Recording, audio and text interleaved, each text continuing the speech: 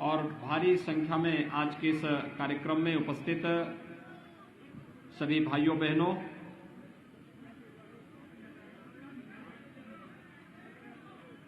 आपके बीच में कोरोना महामारी के दौरान अपने प्रत्याशी के समर्थन में अपील करने के लिए मैं विशेष रूप से आया हूं। भाइयों बहनों, हम सब जानते हैं 2017 के पहले मुरादनगर हो या फिर जनपद गाजियाबाद या पश्चिमी उत्तर प्रदेश, यहां की सुरक्षा की स्थिति कितनी खराब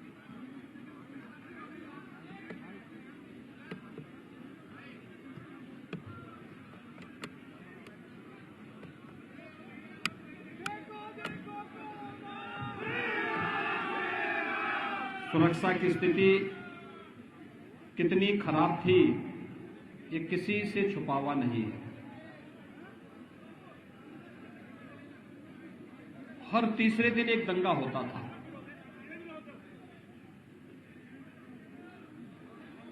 बेटियों की सुरक्षा खतरे में थी।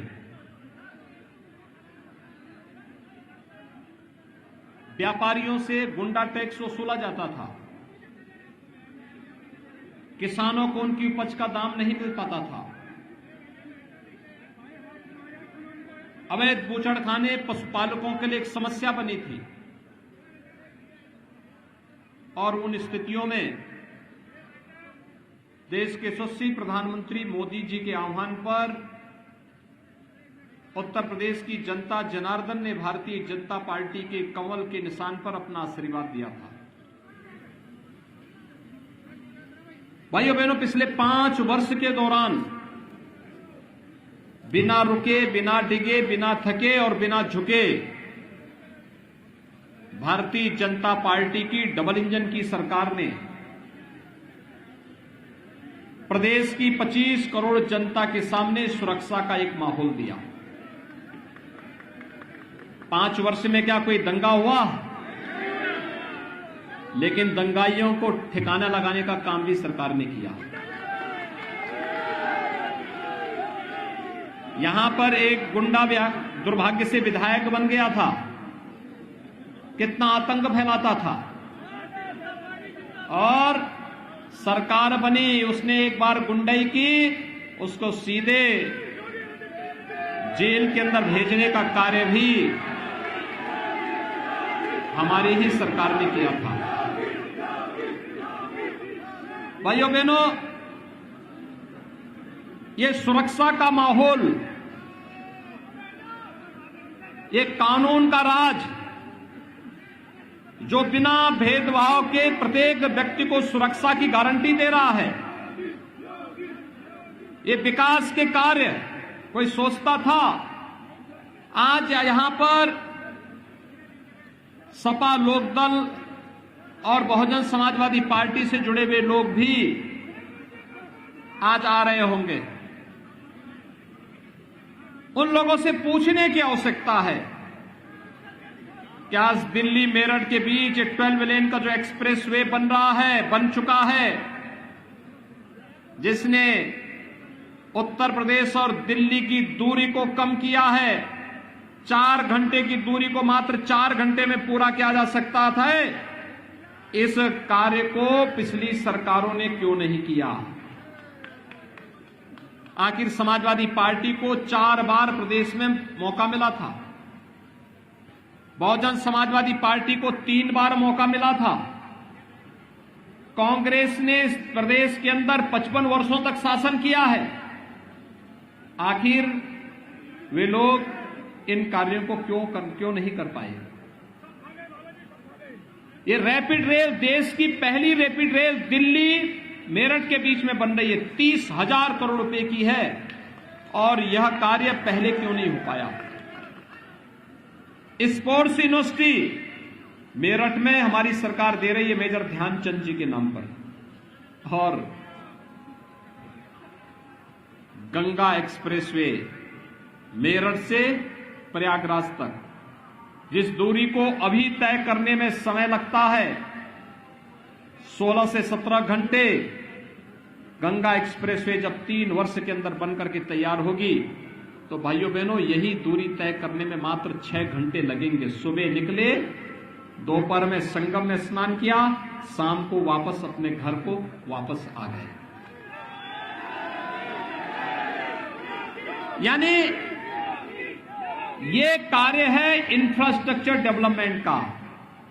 और मैं तो यहां पर सत्यपाल सिंह जी को भी और अनिल अग्रवाल से भी कहा है मैंने कहा अगर आपकी फिल्मों में रुचि हो तो मुंबई मत जाइए, अब तो फिल्म सिटी में गाजियाबाद के बगल में ही बना रहे हैं।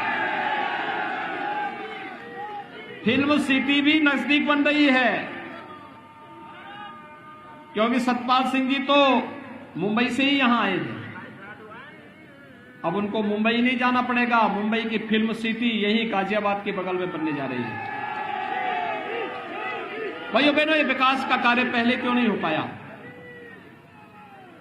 ये जो गरीबों को योजनाओं का लाभ मिल रहा है, मुरादनगर में पहले बिजली मिलती थी 2017 के पहले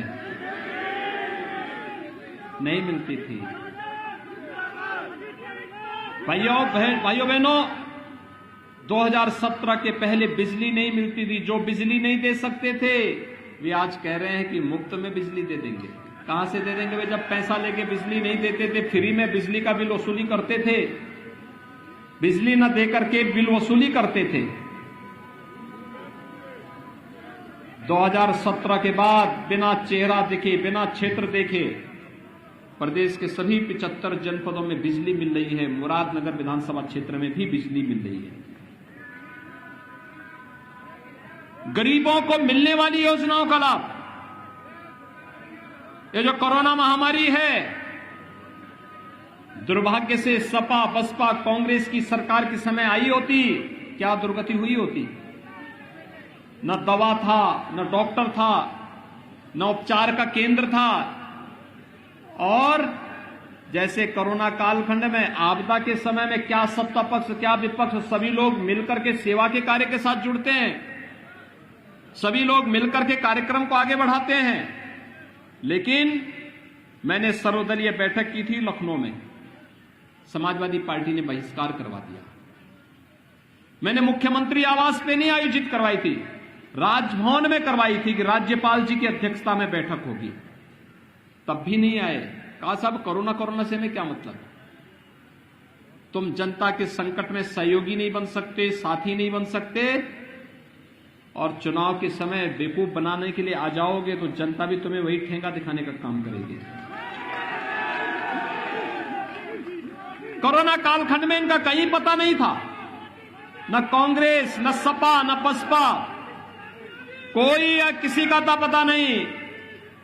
संकट का साथी या तो केंद्र में मोदी जी के नेतृत्व की भारतीय जनता पार्टी की सरकार है, डबल इंजन की भारतीय जनता पार्टी की सरकार केंद्र और प्रदेश की सरकार थी, या भारतीय जनता पार्टी का कार्यकर्ता था जो सेवा ही संगठन है संकल्प के साथ एक एक व्यक्ति के जीवन को बचाने के लिए लगा हुआ था।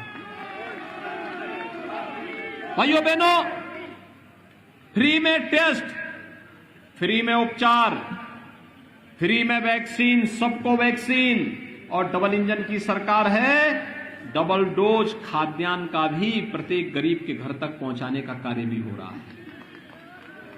यही होता है डबल इंजन की सरकार का लाभ। और पहले क्या था? मैंने अखिलेश जी से ही पूछा, मैंने कभी कितने गरीबों को मकान बनाए हो? कहा हम भूल गए थे। मैंने कहा ऐसे भूलते हैं, अपना मकान बनाने में भूल नहीं हुई, उनके शागिर्द में रहने वाले माफियाओं ने बड़ी बड़ी हवेलियां बनाई, उनको बनाने में भूल नहीं हुई, लेकिन गरीब का मकान बनाने में उनसे भूल हो गई। हमारी सरकार ने, डबल इंजन की सरकार ने 43 लाख गरीबों को एक एक आवास दे दिया। पहले बिजली नहीं मिलती थी, आज बिजली भी मिल रही है। पश्चिमी उत्तर प्रदेश में हम लोग आते थे, हर अभिभावक की एक ही शिकायत होती थी, बेटियां सुरक्षित हैं, स्कूल नहीं भेज पा रहे हैं, हमने कहा बेटियों की सुरक्षा के लिए अब संकट नहीं आएगा, भाजपा को आने दीजिए, इन गुंडों को वहां भेजेंगे जहां इनको पहुंचाया जाना चाहिए। और भाइयों बहनों, थोड़ा मुझे एक बात बताइए, जो लोग मुजफ्फरनगर के दंगों के दोषी हों और राम भक्तों पर जिन्होंने निर्ममता से गोली चलाई है, क्या वे लोग जनता जनार्दन से वोट मांगने के हकदार हैं क्या? ये प्रश्न पूछा जाना चाहिए। मुजफ्फरनगर में दंगा कितने महीनों तक चलता रहा, और सचिन और गौरव नाम के जो दो नौजवान वहां मारे गए थे, उनकी गलती नहीं थी। उन्होंने तो केवल एक बात कही थी कि भाई देखो, हमारी बहन स्कूल जाती है, क्यों उसको परेशान करते हो? बहन की रक्षा के लिए, बहन के सम्मान की रक्षा करने के लिए वे दो नौजवान गए थे, निर्मम हत्या कर दी गई। और लखनऊ से फोन आकर के उन गुंडों को, हत्यारों को छुड़ा दिया जाता है। उन दो नौजवानों के लिए न्याय मांगने के लिए जब कोई सभा होती है, चौधरियों की सभा होती है, उस चौधरियों की सभा में जाने वाले किसानों पर गोलियां बरसा दी जाती हैं। महीनों तक दंगा हुआ। इन लोगों को शर्म भी नहीं आती है कि दंगों के कारण मारे गए निर्दोष हिंदुओं की खून से जिनकी टोपियां दागी हुई हो, रंगी हुई हो, और राम भक्तों की, निर्दोष राम भक्तों पर गोलियों से जिनकी टोपियां रंगी हुई हो, वे लोग आज शांति और सौहार्द का उपदेश देकर के ऐसे दे रहे हैं जैसे, यानी इन लोगों को बोलने में तनिक भी संकोच नहीं होता। और ये लोग तब आ रहे हैं जब चुनाव में इन लोगों ने उन्हीं दागी लोगों को फिर से प्रत्याशी बनाया है। कैराना के व्यापारियों के प्लान के लिए जो जिम्मेदार थे, मुजफ्फरनगर के दंगों के लिए जो जिम्मेदार थे, बुलंदशहर के उपद्रव के लिए जो जिम्मेदार थे, स्याना के आतंक के लिए जो जिम्मेदार थे, मुरादनगर के आतंक के लिए, मुरादाबाद के आतंक के लिए जो लोग जिम्मेदार थे, जो लोग 5 वर्षों तक बिलों में छुपे हुए थे, आज जब चुनाव आया है गलतफहमी में फिर आ गए हैं। उनको लगता है कि हम सपा या बसपा का टिकट लेकर के अगर चुनाव लड़ जाएंगे तो एक सर्टिफिकेट मिल जाएगा। कानून का राज तो यूपी में 10 मार्च के बाद भी रहेगा, चिंता मत करिए। कानून का राज तो तब भी रहना है। उत्तर प्रदेश की 25 करोड़ जनता की सुरक्षा के साथ कोई खिलवाड़ नहीं कर पाएगा। और अगर भाइयों बहनों, ये जो पेशेवर अपराधी और माफिया है ना, ये भले ही चुनाव के दौरान कुछ देर तक धौंस दिखाने का प्रयास करेंगे, लेकिन 10 मार्च के बाद आप देखेंगे इनके गले में तख्ती लटकती हुई दिखाई देगी। ये लोग किसी थाने की चौखट में जाकर के इस बात की भीख मांगते हुए दिखाई देंगे कि बकस दो, बकस दो। सब्जी बेच करके फुटपाथ पर, चद्दर में, किसी बोरे में सामान बेच करके अपना पेट भर लेंगे, लेकिन किसी व्यापारी और किसी गरीब के हक पर डकैती नहीं डालेंगे। आप देखना 10 मार्च के बाद फिर यही होने वाला है। और इसीलिए मैं आप सबसे अपील करने के लिए आया हूं। भाइयों बहनों, हम लोगों ने 2017 में जो कहा, लोक कल्याण संकल्प पत्र का एक एक वाक्य हमने मंत्र मान करके उसको अक्षरशः पूरा किया। और करते भी क्यों नहीं?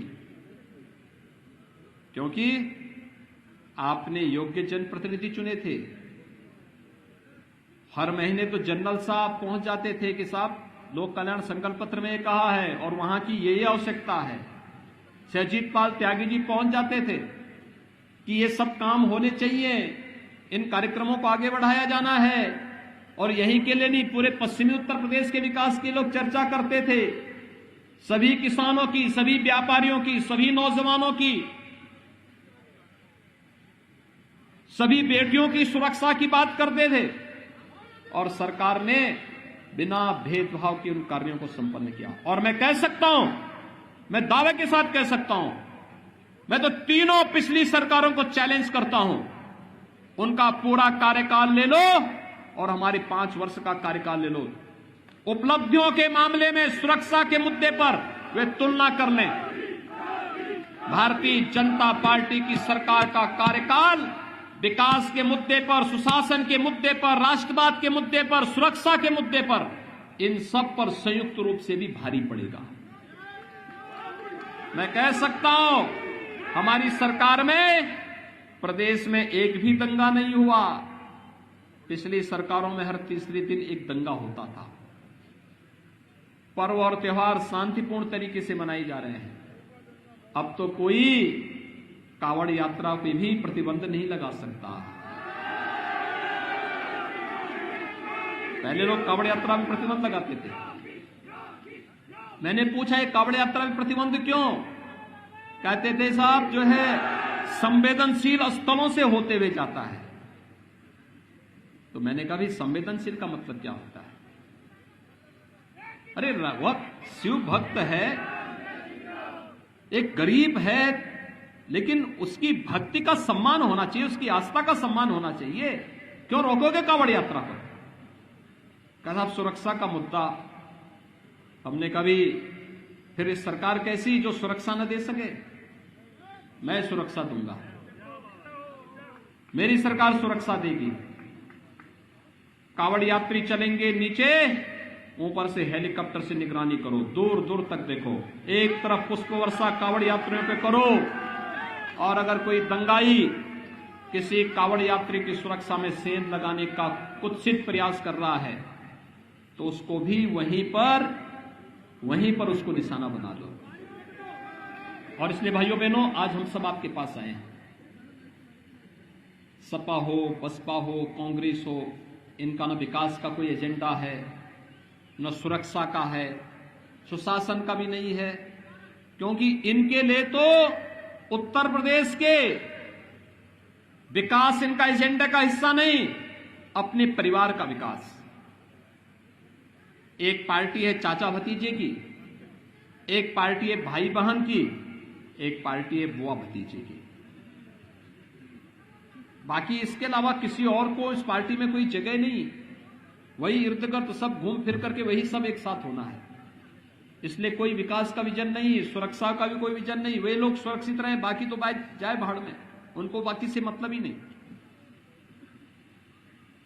हमारे लिए प्रदेश की 25 करोड़ की जनता ही हमारा परिवार है। उसकी सुरक्षा, उसकी समृद्धि, उसकी खुशहाली, यही हमारी खुशहाली है। और भारतीय जनता पार्टी इन मुद्दों और इन मूल्यों की प्रति प्रतिबद्ध है।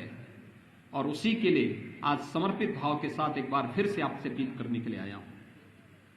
श्री अजीत पाल त्यागी जी ने मेहनत करके कार्य करने का प्रयास किया है, अच्छे ढंग से यहां की योजनाओं को आगे बढ़ाने का कार्य किया है, बड़े बड़े इंफ्रास्ट्रक्चर के कार्य लाने का प्रयास किया है, हर स्तर पर डबल इंजन की सरकार का लाभ हर गरीब तक पहुंचाने का कार्य किया है।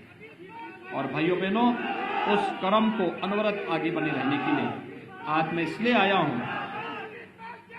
अगर हम चाहते हैं कानून का राज बना रहे, अगर हम चाहते हैं कि एक कानून का राज इसी प्रकार से बना रहे, हर नागरिक का, हर गरीब का, हर व्यापारी का, हर नौजवान का, हर किसान का, हर महिला का, हर बेटी की सुनवाई होती रहे, अगर आप चाहते हैं थानों का संचालन कोई हिस्ट्री सीटर न करे, अगर आप चाहते हैं कावड़ यात्रा अनवरत इसी प्रकार से चलती रहे, अगर आप चाहते हैं अन्नदाता किसानों का सम्मान इसी प्रकार से बना रहे, अगर आप चाहते हैं व्यापारियों को सुरक्षा इसी प्रकार से मिलती रहे, अगर आप चाहते हैं किराना जैसे पलायन उत्तर प्रदेश से न होने पाए, अगर आप चाहते हैं कि उत्तर प्रदेश में जो एक ओवरऑल परसेप्शन उत्तर प्रदेश का अच्छा गया है देश के अंदर, यह अनवरत इसी रूप में आगे बढ़ता रहे। अगर आप चाहते हैं कि उद्योग लगते रहें और नौजवानों के लिए रोजगार के नए नए अवसर मिलते रहें, अगर आप चाहते हैं तुष्टीकरण की राजनीति हर हाल में बंद होनी है, और अगर आप चाहते हैं कि पेशेवर अपराधी और माफियाओं की अवैध कमाई पर सरकार का बुलडोजर इसी प्रकार से चलता रहे, तो एकमात्र विकल्प भाजपा है। भारतीय जनता पार्टी एकमात्र विकल्प है, और इसलिए भारतीय जनता पार्टी इस एकमात्र विकल्प के लिए मैं आप सबसे अपील करूंगा। बड़ी सभाएं हो सकता न हो, कोरोना तीसरी लहर की चपेट में पूरी दुनिया आई है। बचाव का सर्वोत्तम उपाय होना चाहिए, बचाव ही सर्वोत्तम उपाय है। प्रधानमंत्री जी ने वैक्सीन की पर्याप्त डोज दी है, फ्री में वैक्सीन, सबको वैक्सीन भी मिल रही है। सतर्कता और सावधानी इसका एकमात्र उपाय है। लेकिन भारत निर्वाचन आयोग जो भी गाइडलाइन तय करेगा हम उसका पालन करेंगे। बड़ी सभाओं की अनुमति नहीं मिलेगी तो हम छोटी सभाएं करेंगे। लेकिन आप सबसे मेरी अपील होगी, आप में से हर व्यक्ति को अजीत पाल त्यागी बनना होगा, घर घर जाना होगा, एक एक मतदाता के पास पहुंचना होगा, अपने स्मार्टफोन का बेहतर उपयोग करना होगा, अपने नातेदार, रिश्तेदार, मित्र, शुभचिंतक जो जहां है, सबसे एक ही अपील, कमल का फूल, केवल कमल का फूल। और भाइयों बहनों, कमल के फूल के लिए आप सबसे मेरी अपील होगी, भारतीय जनता पार्टी के प्रत्याशी पूरे जिले भर में होंगे। उन सभी प्रत्याशियों के पक्ष में हम लोग एक ही अपील करें, सबसे एक ही अपील करें, अगर शांति, सौहार्द और सुरक्षा का ये माहौल, समृद्धि और खुशहाली का ये माहौल अनवरत बना रहना है तो भारतीय जनता पार्टी आवश्यक है।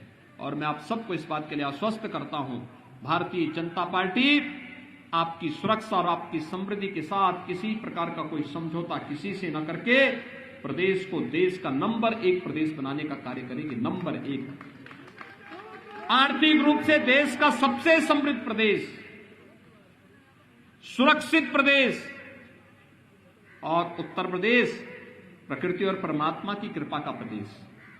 सब कुछ हमारे पास है, केवल एक पहल को और तेजी के साथ आगे बढ़ाने की आवश्यकता है। यही अपील करने के लिए आज मैं आपके बीच में आया था। आप सबसे मेरी अपील होगी, अजीत पाल त्यागी को भारी बहुमत से विजयी बनाने के लिए आप सबसे अपील